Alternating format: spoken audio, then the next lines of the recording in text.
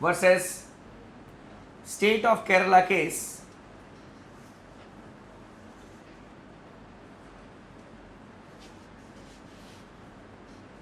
(1973).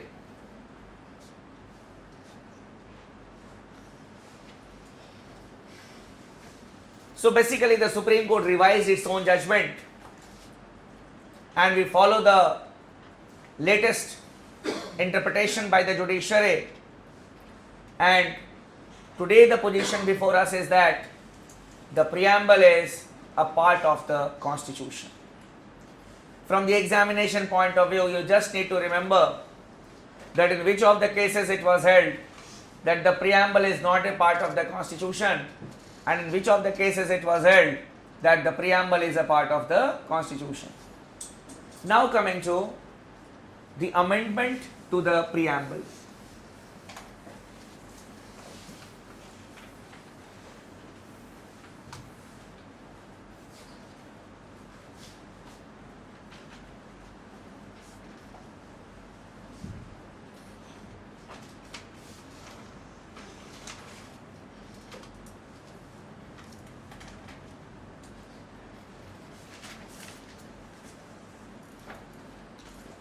Amendment to the preamble.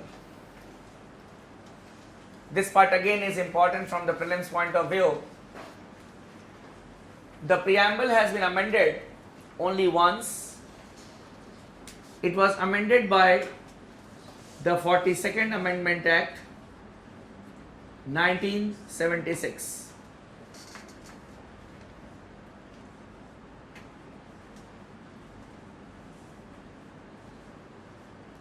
The original constitution or the preamble had the words sovereign, democratic republic,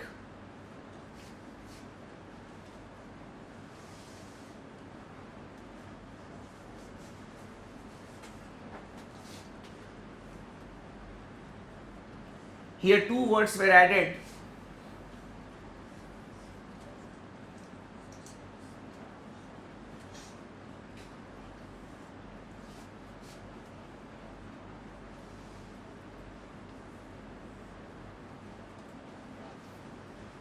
socialist and secular.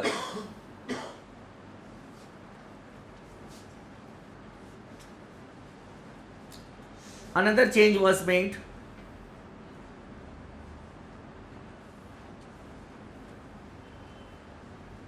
Under the original constitution, we had the word unity,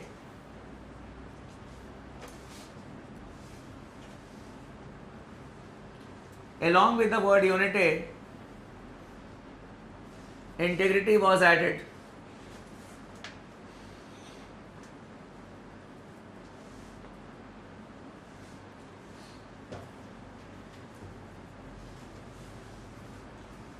We need to remember two things here.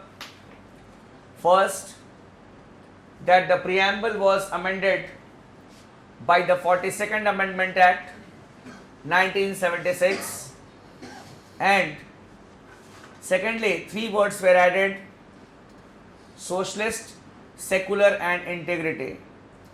It is not socialism, secularism. The words were socialist, secular and integrity. These were certain basic things that we needed to know in the preamble. Now coming to what was the need to amend the preamble? Basically, the government wanted to clarify that India strives to achieve the aim of socialism as well as secularism also. It is a socialist country, it is a secular country, because when you read the preamble, you can get an idea that what type of country we are having. So the government of the day may have felt the need that yes, we should have it in black and white, that India is a socialist as well as secular country, because the related provisions are there in the constitution. Now coming to the noble words which are there in the preamble, because there is an understanding which is needed about the noble words, that what they signify, and there may be some questions from the words which are inside the preamble. First of all, we have the concept of sovereignty.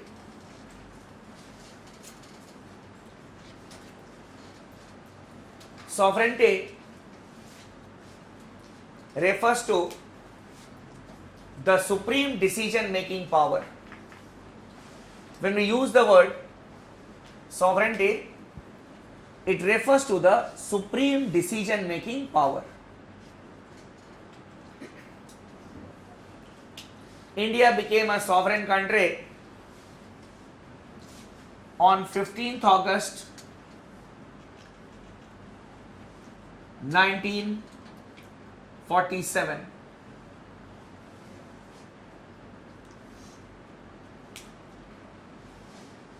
Sovereignty is a very broad term. When we say a country is a sovereign country, it means that it enjoys two types of sovereignty: internal sovereignty as well as external sovereignty.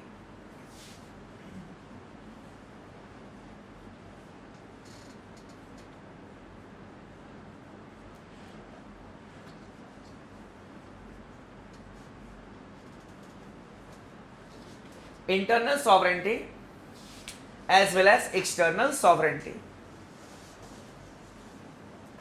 What is internal sovereignty? Means the laws of the state are binding on every individual and every institution within the territory. For example, if our state makes a law, means if the government of India makes a law, then it will be binding on every citizen of India. Not only that, it may be binding on every individual who is living in India, even the foreigners except the diplomats, because they have got diplomatic immunity. They cannot be punished under the criminal law of this country. But that is because of an international convention. But the law is binding on everyone, every institution. On the other hand, when we talk about external sovereignty, the foreign policy is conducted without any external pressure. That is, we can say, independent foreign policy. That is external sovereignty. A country takes independent foreign policy decisions. India became a sovereign country on 15th August 1947. From that day, we became the masters of our own destiny. Now here is a debate. First, that India was not a sovereign country from 15th August 1947. Generally, some people who have got knowledge of history but not an understanding of history, there are two different things. Knowledge is you will get after reading the texts.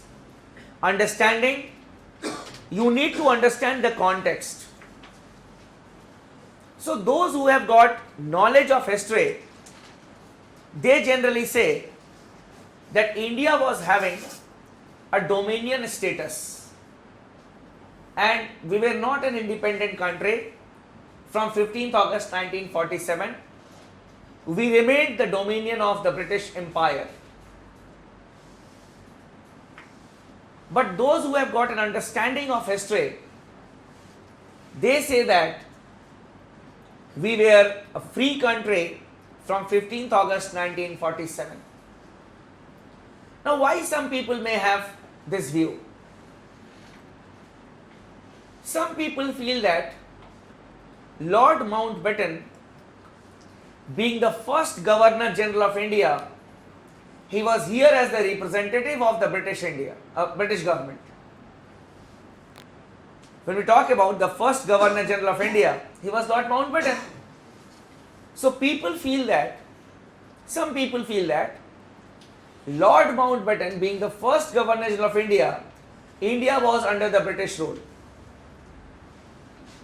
But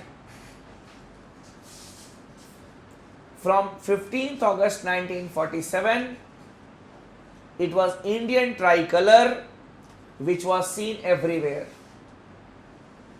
It was not the Union Jack that was seen, but we saw the Indian tricolor across the country. Lord Mountbatten was here in India as he wanted to be the last British to leave India. Lord Mountbatten, he wanted to be the last British to leave India because he felt that it was his responsibility to see that all the British, Englishmen, they have left India safely and then he will move out from India. That was his idea. And once he was here, our leaders felt that let us be benefited by the experience of Lord Mountbatten, because Lord Mountbatten was a statesman. He had an understanding of the things and we benefited also. Lord Mountbatten had got very good rapport with the princely states, and princely states were given a choice either with India or with Pakistan, and he had got very good rapport because he was the Governor General. He had helped them in various ways. I had read that when Sardar Patel went to Lord Mountbatten, Lord Mountbatten asked him, how many apples you want? How many apples you want? Apples means the princely states. Sardar Patel said, give me all. Give me all. He said, it is not possible. I should try to give you the maximum. Mr. Menon was appointed as Secretary of State. He was very close to Sardar Patel. The newspaper clippings of those days had a different pattern of news. First day, the news was Secretary of State Menon visited this princely state, the name of the princely state. That was the headline. After 2 days, the king of this princely state visited His Excellency Lord Mountbatten, and the next day the news item was that princely state merged with India. That princely states merged with India. So basically we gained.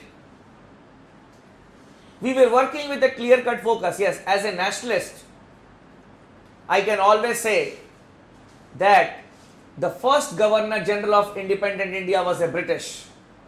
As a nationalist, I may say. But as a person who has got understanding of history, I will not say so. So we were not having a dominion status. Lord Mountbatten wanted to be the last British to go from India, and that is why he was here. So we gave him prestige. Sir, if you are here, you be our Governor General. Please guide us. Not an issue. The second debate related to sovereignty is India being a member of the Commonwealth, if it is against the principle of sovereignty. Commonwealth, as we all may be knowing, it is a group of countries which were under the British administration, or they were British colonies. And the debate comes here and there. During the Commonwealth Games, the chief minister of one of our states, Madhya Pradesh, he declined to receive the baton of the Commonwealth Games because he said that it is surrendering India's sovereignty. India being a part of the Commonwealth, it is surrendering India's sovereignty. But I don't know whether the Honorable Chief Minister of Madhya Pradesh had an understanding of the things or not. Why India became a member of the Commonwealth? When India had become an independent country, that is on 15th August 1947, the whole world was witnessing Cold War. Cold War was going on. Cold War was a psychological war between the two blocks, the capitalist bloc led by the US and the socialist bloc led by the USSR. No bullet was fired, but the atmosphere always used to be tensed. And there were military alliances, military groups. Now, whenever a country becomes an independent country, it wants a group, it needs a group. Why?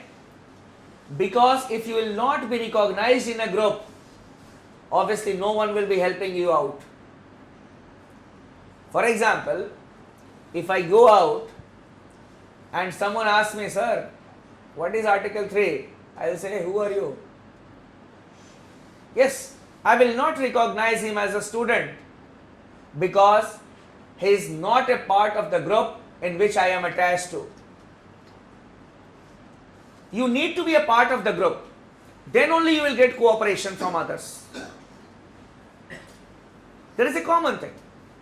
For example, even if you people come from outside LA, you come prepared with a list of some of the students from your place who have been living here. You meet them, acha, that person has sent me. Oh, you belong to this state, you belong to this particular area, come, we'll help you out. In getting you accommodation, in helping you in some way or the other way. Why? A recognition is there. India was a newly independent country, it wanted recognition. And the Commonwealth was the only group that was non-military in nature. So India decided to be a part of the Commonwealth. That was the reason. And it was a discussion, independent decision of the government of India to be a part of the Commonwealth. It was not a compulsion. And whenever India wants, it can move away from the Commonwealth. Even today, we are not like Australia. We are not like New Zealand. In Australia, if you Google, who is the head of the state of Australia? It is the British Crown. Who is the head of the state of New Zealand? The British Crown. The Governor General of New Zealand is appointed by the British Crown. No doubt it is a symbolic one. They have got their own democratic principle that they follow in the election, in the appointments. But the final authority is that of, the signing authority is the British Crown. We are not Australia, we are not New Zealand. So we need to understand the context of the things. Because such type of debates always come. that India being a part of the Commonwealth, if it is surrendering India's sovereignty. So India is a sovereign country, and it was on 15th August 1947, India became the master of its own destiny. Now coming to the second noble word, which is there in the preamble, it is socialist.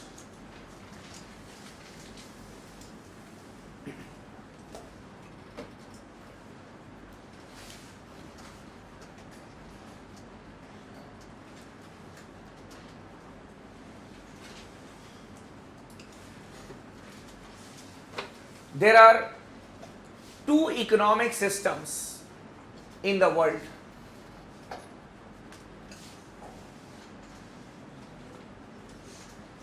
Capitalism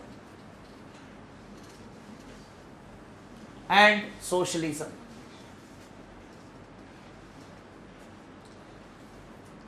Capitalism is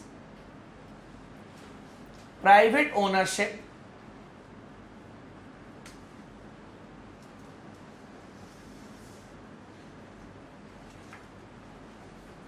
of the means of production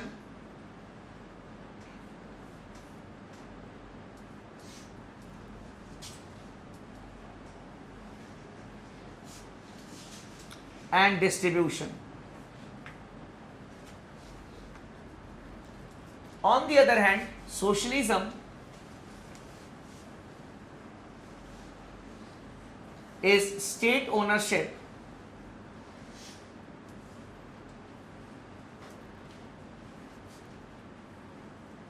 of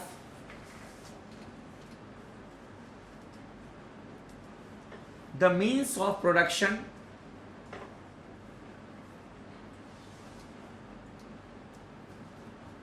and distribution.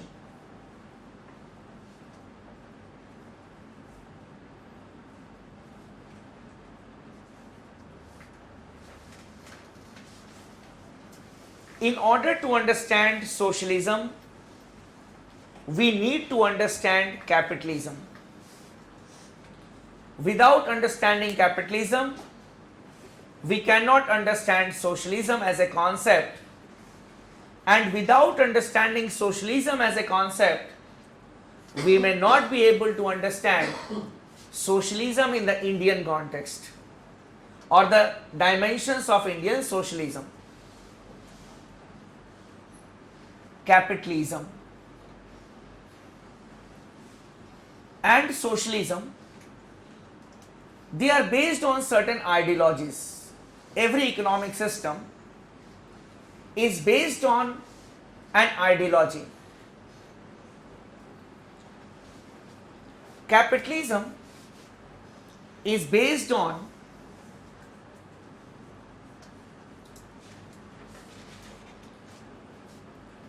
seventeenth century ideology,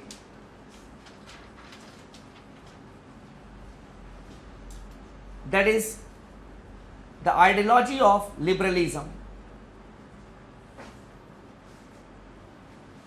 The ideology of liberalism.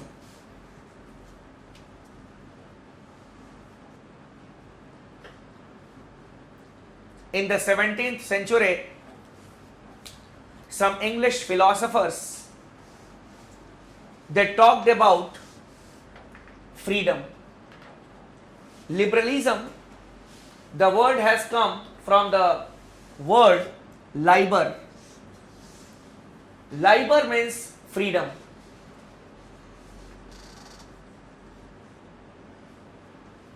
Liber means freedom.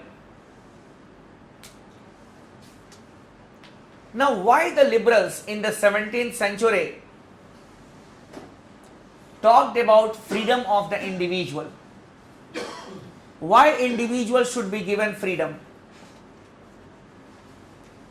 Because when we talk about a liberal person, it means that that person gives emphasis on your freedom. For example, if your parents allow you for a night show, you will say that my parents are liberal, because they respect our freedom.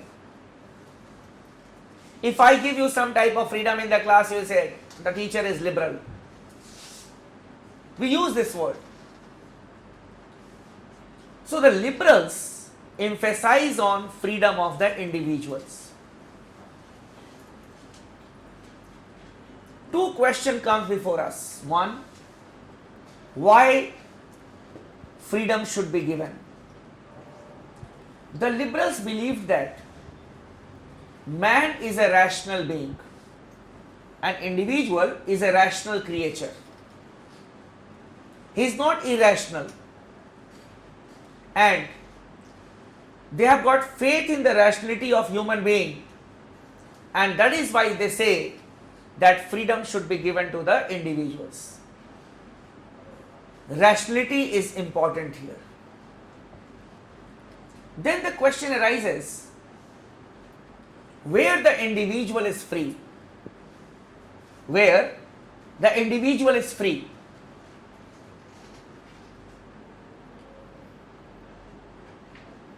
we are not free at the place where we live.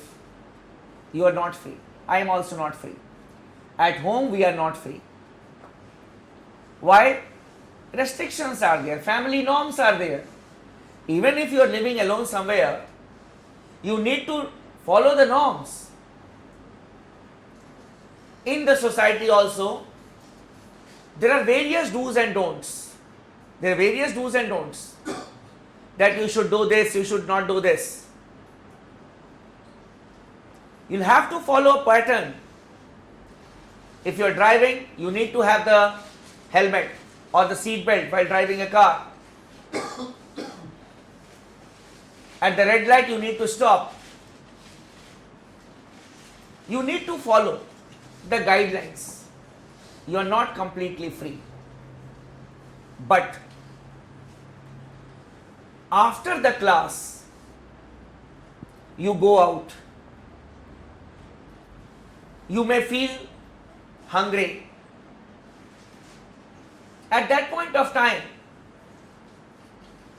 depending on your pocket, depending on your taste, you can have a cup of tea from here or there, or you feel that no yaar, we need to eat something, you can go in the market. You have got choice there. Choice of shops, choice of the various type of food, variety of food. Not only this, some of you will say, no yaar, that tea stall is not good, it is not hygienic, we'll go there. Some will say, no yaar, we'll not go there, at least he will give something to eat also. And not only this, he can give on credit also, not an issue. Chalo, let us give, we'll give the money later on. You have got a choice. Where you have got a choice? You have got a choice in the market conditions. You have got a choice at the market conditions, in the market. That is what the liberals say. That the freedom of the individual can be best expressed only in the market conditions. Liberalization. The thing that we see today, it has its root in the 17th century ideology of liberalism. We talk about free market economy. Why freedom? This is the logic, that the freedom of an individual can be best expressed only in the market conditions. So in the 17th century, the idea of liberalism came, and we saw the form of liberalism emerging known as classical liberalism. In the beginning, it was known as classical liberalism. It favored a minimal state. It favored a minimal state. Means that state is best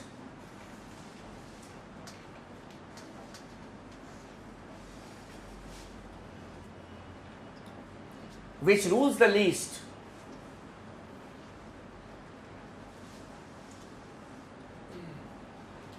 that state is best which rules the least,